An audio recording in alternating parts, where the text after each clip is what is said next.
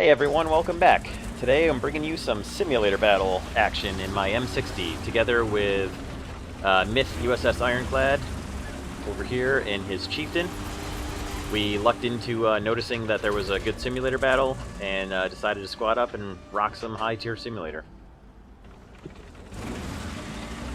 So a few things you'll notice if you haven't played much simulator. You'll notice that on the mini-map you can only see where your own tank position is. You can't even see your squad mates. You can't see anybody who's within obvious visual range either. That's kind of... I don't know, I have some thoughts about that I'll get into in a moment, but it's something you've got to pay attention to when you're playing a simulator battle for sure, is trying to keep track of where your squad and any teammates who are nearby. And like I said here, I forgot to switch to a more green camouflage, but it ends up not really being an issue. This map, Mozdok's a bit more green. There are some dirty, dusty kind of brownish places rather than green, but thankfully in this match it ends up not being a concern.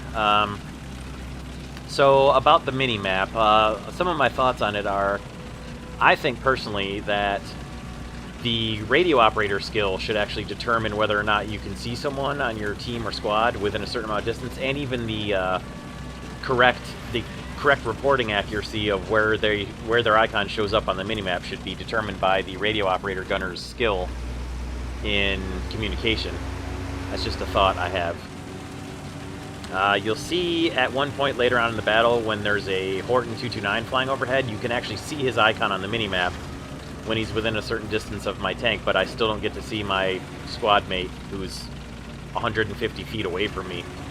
You know, 50, 100 meters away, you can't see him. I think that's silly myself, but it's alright. The importance in simulator battles is communication among your team, a lot more important than RB, where you can see where all your friendlies are on the map and you can adjust accordingly.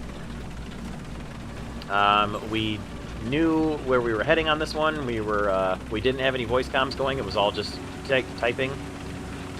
So all the communication that you see in the game is all the communication we had with each other. You can see we've got a Hunter, we've got 2 Hortons up, and everyone else is tanks. So I have not done a lot of... Now we're down the Hunter. I have not done a lot of simulator battles in tanks, so I was kind of just following his lead here. He said he'd been playing simulator a bit more often, so just kind of followed along with what he was doing as I was still kind of feeling it out a little bit on simulator. I'd played some simulator a long time ago, but not since a lot of the radical changes they've made. Boy, look at the gun depression on the Chieftain. I cannot wait to finish the research for my Chieftain, although I'm pretty far away on it. So I decided while we were sitting here I was going to sweep the hills with my binoculars, and oh boy, what a good idea that was, because... holy crap! Cream crap on toast, it's a T-10. Good lord! Oh, look, he's looking away. Thank goodness. I've got enough time to carefully aim. Thank God. So bring the gun to bear with the commander view, and then forgot about the bounce a little bit when simulator battles. I'm not sure if he sees us or not, and thankfully I get a one-shot kill on him. I don't think I would have killed him there with any other ammo.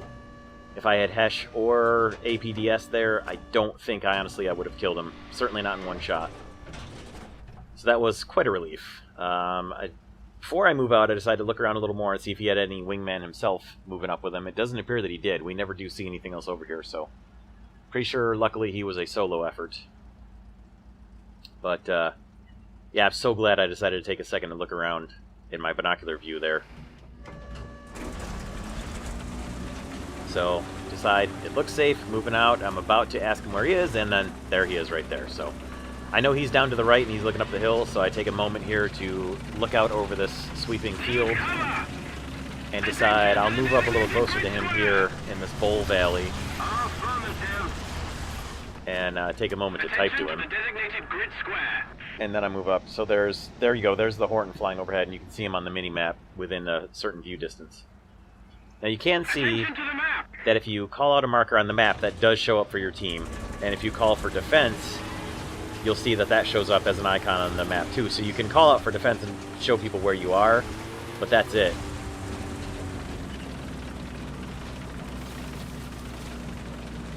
So now, like I said earlier, I know that Ironclad is over to my right, and he's kind of watching the right-hand sector there. So I'm going to move up, sweep the hills up there with my gun sight. I don't see anything obvious, and now I want to look out over this field and see if I can spot any enemies moving across it, because that's just a shooting gallery right there. So there's the farm, kind of, that you see on Mozdok. I'm looking a little more towards their spawn, in case anybody had camped for a little bit and then was moving out, or crashed out of their plane or whatever and was starting up again in a tank. Don't see anybody, obviously, back there. Sweeping a little more, and suddenly, bam, target sighted. Now, in my binocular view, I can see him. Unfortunately, when I switch back to gun view, this shrub is in the way. So I fire a blind shot more out of frustration than anything, and you can see it hit well behind him, and he probably didn't even see it. So I back off. I don't want to fire too many shots at a target that I'm not sure I can hit, so I mark him where he is on the map, and then decide to rendezvous again with Ironclad. Catch back up with him and stick with my squad. That T-54 was all the way on the other side of the map, and I knew there were friendlies out there somewhere, as they'd already been calling things out, so I decided to let them deal with it, let them know where that T-54 is. Ultimately, I'm pretty sure that T-54 comes into play later in the map. I believe I know who that is, and I'll mention it later when he becomes relevant again. We just lost the chieftain there, unfortunately. I don't know if he drowned, if he just J'd out or what, but now I have good and true lost sight of my squad mate Ironclad, and I'm a little worried about it because I really don't know where he went. That is definitely... You need to communicate with your squad and teammates, so let him know I'm not sure where he is right now. I don't want to get even farther away from him. And you can see when he sends out the cover me, it does show up where he is. So I look up, and there he is. I've got him. So he just sends out another marker just to let me know, but yes, I do see him. So I let him know I see him so he can stop sending out the I need backup, just to make sure no friendlies come and respond to it as if it's a real request for help. And you can see that our guy, Yuri, back there, closer to our spawn, has called out that there's a T-54 closer. That's probably the guy that I saw initially, maybe not. And he's right, there is a really good view from where we are, especially from where he is, up the top of this hill. There's an excellent view of the battlefield. You can kind of command the whole open field down there.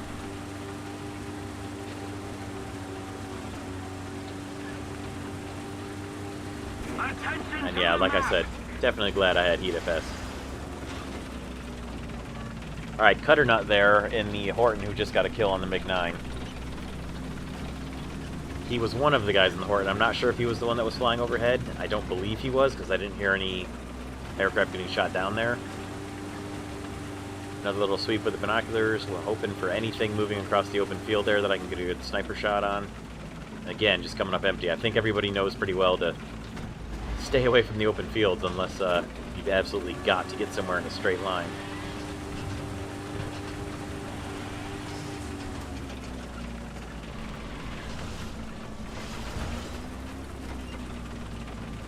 This is an excellent vantage point where Ironclad is right here. I can hear shooting going on off to the distant left. I'm not sure where it's coming from.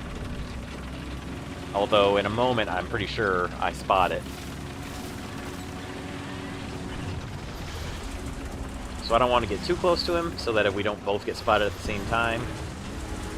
And you can see our team just got a couple of good kills there. A pair of PT-76s knocked out. And there's the Horton going over again. You can see him on the mini-map. And you can see about where the vision disappears. And there he is.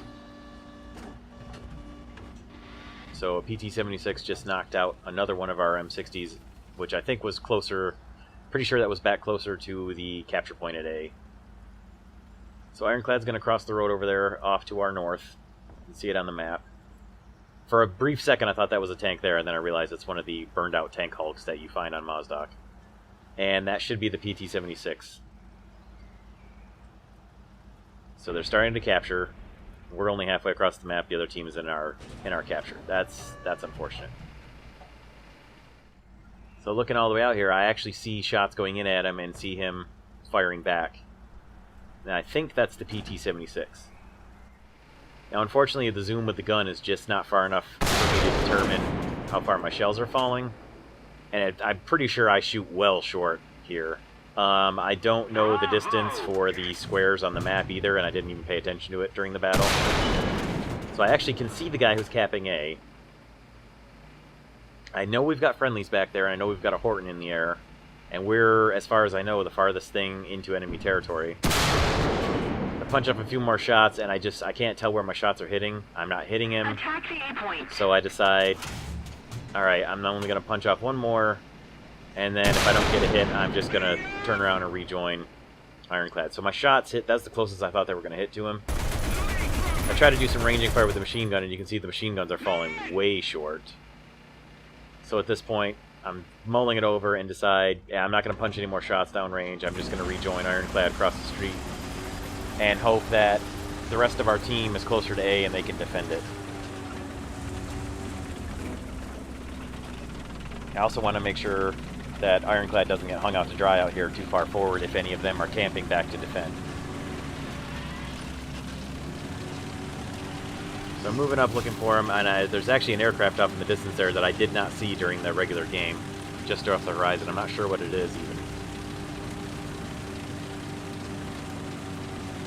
So right now, just as I'm crossing the road here, I happen to catch a motion out of the corner of my eye here, and sure enough, lo and behold, there's the tank.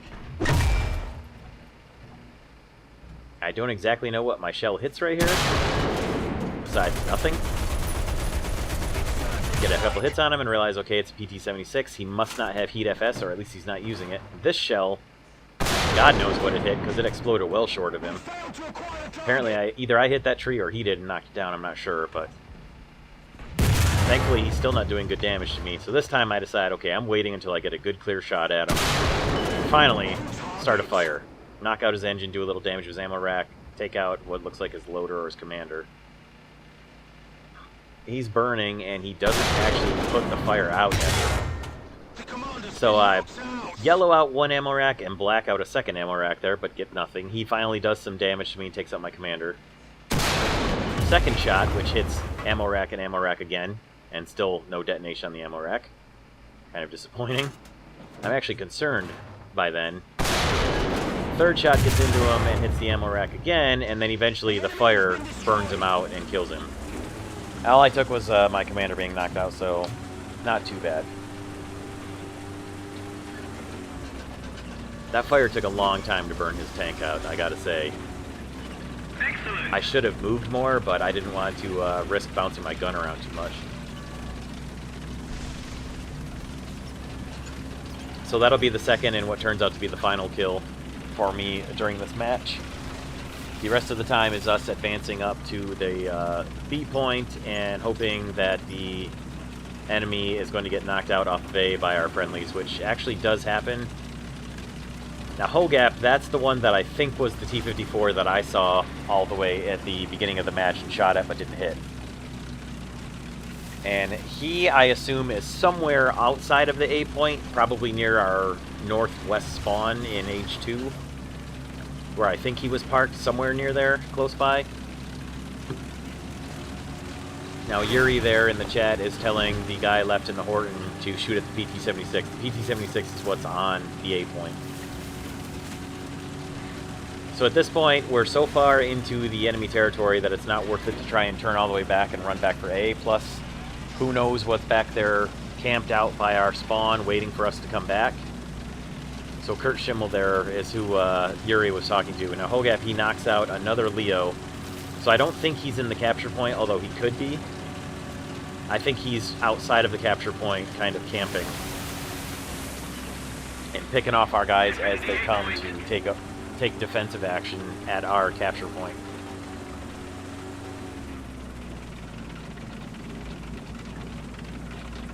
So I'm just letting the team know here that I'm not going to be coming back to A because I'm nearly at B. I'm going to stick with my assault on B rather than defensive A and hope that we've got friendlies back. Plus I know, and there's another kill on that T-54 on someone, so I'm pretty sure he was camping somewhere near our spawn. Near A, probably in between A and our spawn, where he could see guys reacting to A and maybe coming near our spawn, so... There's Ironclad up to the left again. Just just let him know I see him, a little behind him. And there, Cutternut, who was originally in the other Horton, knocks out the PT-76 that's capping and stops the capture, which saves us, buys us quite a bit of time, just not enough eventually, you'll see. So, great work there by Cutternut to knock out the PT-76.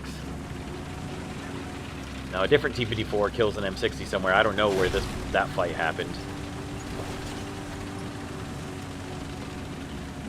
Now, Ironclad gets into B and starts at decapping, and then he decides, since I'm coming up to B, he's going to actually continue rack out of B. I don't think he ever even slows down. And he's going to move up there on the hill behind those 3 trees you can see to the upper right. He's going to get up on that hill in a overwatch position for B, which is great. It's a great position to get to, especially in a chieftain. And there, Hogap has knocked out our Leo, who had done the lion's share of the defensive work on A. Yes, pun intended. The Leo. So Ironclad's heading up to A, or to the hill over B, and I'm going to park here inside the zone at B, and I'm just mostly watching. I'm watching ahead of me and up on the hill,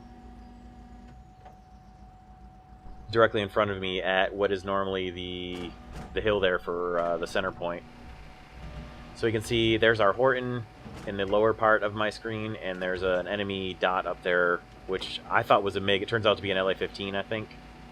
If we don't do something fast, the enemy will win. And unfortunately, the MiG dots up there are enough to keep him busy and keep him from going and hitting the T-54 that's at A.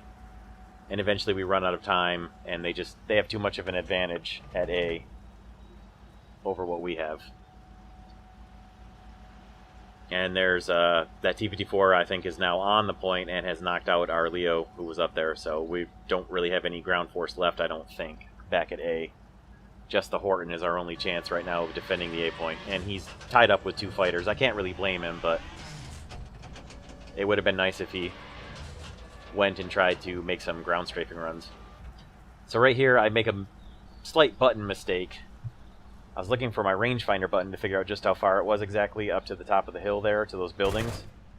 And my rangefinder button is right next to my machine gun button, and I accidentally hit the machine gun instead of the rangefinder, which is what Ironclad heard and said uh-oh to, because he thought he heard enemy machine gun, so I just let him know.